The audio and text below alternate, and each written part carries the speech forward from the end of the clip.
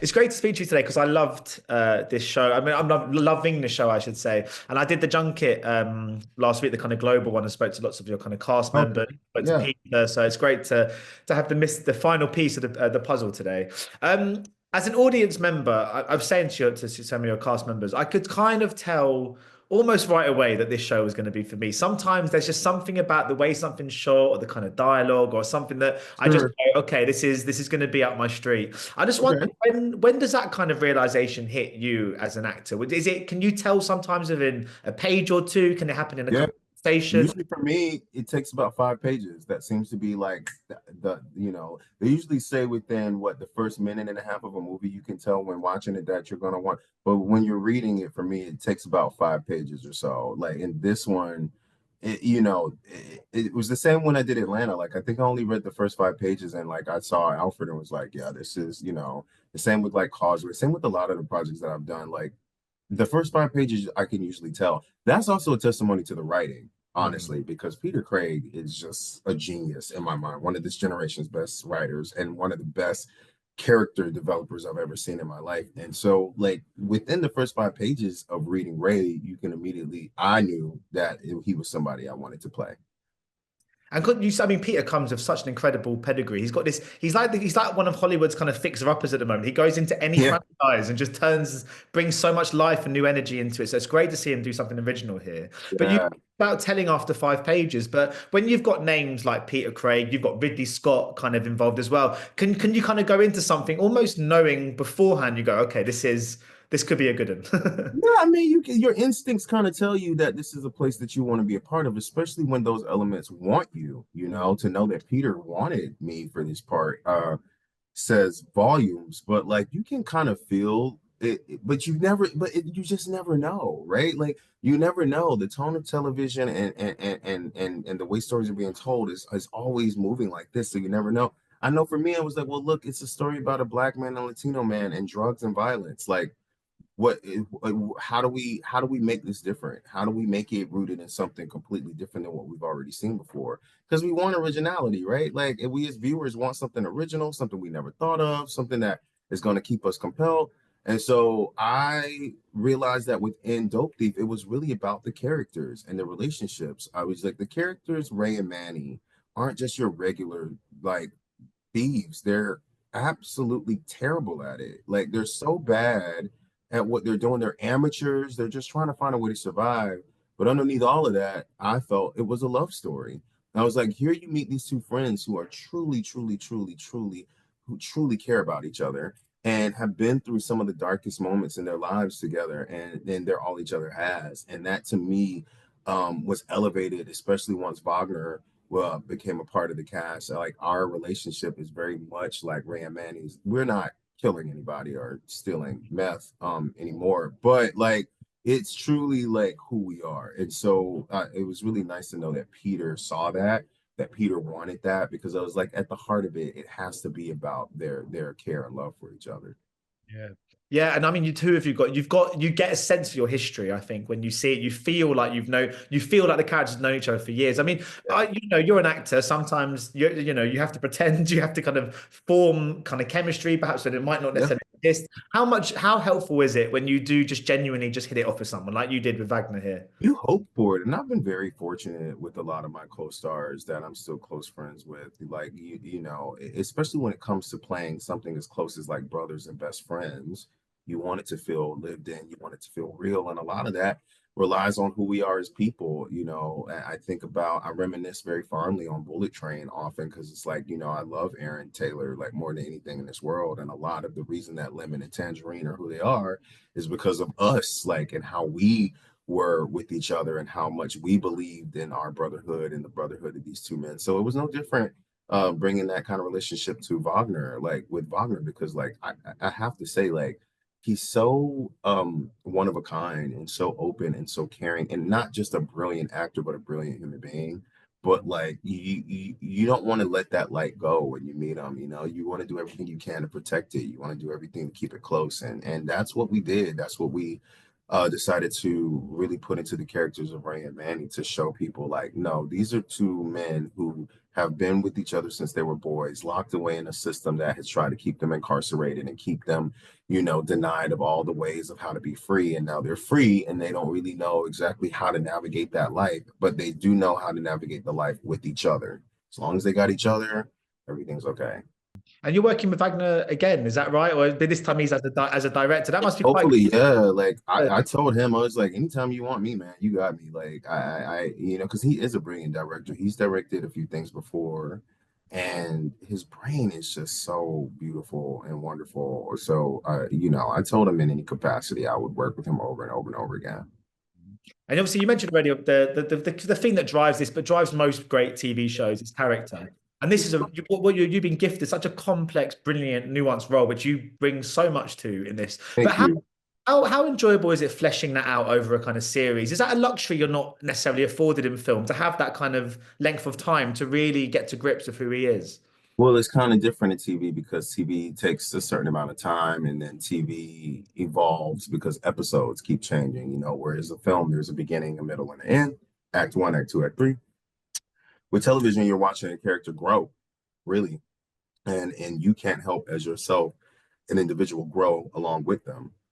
You're exposing a lot of different things that are happening in your life that are kind of sometimes, in alignment with what they're going through. And, like life is happening around you, you know what I mean? So it's like you kind of want to just always make sure there's that breath, that through line of like keeping it, authentic and making sure that, you're not bleeding into them and they're not bleeding into you, which can be hard because, you're with them every day. I feel like with Ray, for me, though, what was very special about him is that Brian, had done a lot of personal work on myself that I felt I could actually meet the needs of Ray instead of using Ray as a way to go through things. I felt like I could help usher Ray through different things. You know what I mean? Like he was dealing with loss, generational trauma, daddy issues.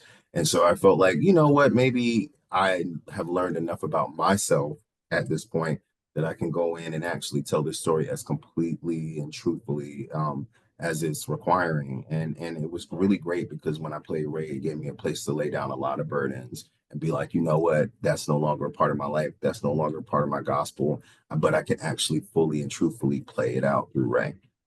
Yeah. Do you think you're constantly improving as an actor? Do you think like any craft, it's something you do develop and get better I at as you go hope along? to never get stagnant. I'm always learning. I'm a student by nature, man. So I'm always learning. Like anytime I'm sitting across from a co-star, I'm watching and I'm learning. Like it's so fascinating what we do. Like I trip about it all the time. I was like, wow, we really woke up and came here to do this, huh? Like I'm gonna get in these bloody pants and I'm gonna be licked on the face by a dog, but at the same time, I'm gonna make sure that Ray is protected and cared for and that I showcase his heart, like that. But I'm always in a place of wanting to learn more and wanting, I still love going to see plays. I still read. I still, part of me still wants to go do some classes every once in a while. Like it's just you always want to constantly stretch. There's no one way. There's always so many different ways to gain access into characters and into universe building. So and I think executive producing helped me with that too, like being able to be on that side of the fence when it comes to creating a show and creating a character. Like it gave me an opportunity to really be the bridge between, what is done on set and how it's coming together and how things are built. Like it was great. So I'm always in a place of wanting to learn, man. I've just got time for a couple more questions. I was going to ask because you mentioned about like you and you get a sense for how committed you are, kind of as an actor, and obviously you bring a lot of kind of yourself and a lot of emotional kind of nuance to it. So how was because I know there was a couple of pauses in this shoot. I know the kind of actor strikes took place in the middle of it. How was that to kind of keep up that kind? Do you almost have to lose the character in the interim, or do you Well, have to? it's interesting. When the strike happened, we were filming in Philly, and so we had started at the beginning of 2023. January 2023 is when we were there, and the strike started May of 2023. And I made the decision to stay in Philly. I didn't want to go back home to LA. I was like, a part of me, one, doesn't know when the strike is going to lift. So when it does lift, I want to be on the ground for my crew and my cast. to make sure that we are ushered back into production in a way that feels safe and justified. But I also was like, my character's from Philly, like raised from Philly. I want to make sure that I give myself the opportunity to really, put my feet on the soil. And 1 month turned into 2 months, 2 months turned into 5 months turned into 7. And so, but I'm really grateful that I stayed there. Like, I'm really glad that I was able to really, drink Philly in, because Philly is an amazing city. But not only that, Philly is the city that made Ray. Like, it's where there's not one corner, one alley, one shop he doesn't know. But it's also the city that trapped him at the same time. It's also the city that incarcerated him at the same time. So I wanted to really find my way around, really make sure that I was anchored in him. And I'm glad I did. Like, I'm glad I was very fortunate enough to be able to spend that time and provide for myself in a way that I could stay there and do that. And as soon as it was time for us to come back from the strike, every single person from the crew came back. Like, every single person came back. As a matter of fact, like, when the strike first happened, I remember looking around and you could see the devastation on everyone's faces, like the uncertainty and the fear. And so I was like, well, we're gonna have a cookout and I'm gonna rent bouncy castles, guys. I was like, what we're gonna do is we're gonna get on these bouncy castles as grown ass adults, and we're just gonna jump until we laugh our faces off, and then we're gonna eat tons of cake until we puke, and we're just gonna let it out. And it was the best thing. Like, yeah, I'm so grateful to this crew and so grateful to every single person that poured their hearts into Dope Thief. Because truly, when we came back, I mean, everyone came back, and that says a lot about the kind of heart and spirit that we had on the set of Dope Thief. All of them meant so much to me, still do. And just very, very funny then, before I go, just because one thing that Peter said when I interviewed him last week, it was so interesting, was because I was asking about for when you write a TV series, because obviously sometimes breadcrumbs are laid for like 3 or 4 seasons down the line. And I was wondering if when he's writing, is if he's thinking about things on that kind of long-term perspective. So I just wanted to ask you, when you play a character like this, which, fingers crossed could have 3 seasons, 4 seasons, 5 seasons, do you sometimes have to think about where they could be in the future? And does it also take impact whether you say yes to a project like this, knowing it could potentially be quite a long-term engagement? Well, it depends, because you have to think about somebody like Ray, who is always thinking about the present. He's not he's not thinking that far ahead. He's really just trying to make it in the moment. And I think that a lot of Ray's trajectory is him being shocked of how far he's made it. You know what I mean? And so I just try to be present, if you get too far ahead thinking about where it could go, then you're missing the opportunity of where it is. And so with Ray, because the stakes are so high from episode to episode, I just had to keep him anchored in where he was at the moment. But that's the great thing about Peter's writing, man, is you never know exactly where. Don't forget, there's a scene where I'm in the back of a car holding a grenade with my best friend, and I'm like, well, this is it, I guess. I was like, this is as far as they go. And then it switches, But that to me is a sign of the most captivating television and some of the most captivating characters, when you just want to see them make it to the end of the episode. You know what I mean? You're like, oh, please. So that to me is kind of where I try to anchor myself when it came to this series. Well, fingers crossed there is more to come, and we'll catch up again in future years. But thank you so much today for speaking to me, Brian. It's been a real pleasure. Right, man. Always a pleasure. Take care. Bye-bye. Cheers. All right. Bye-bye.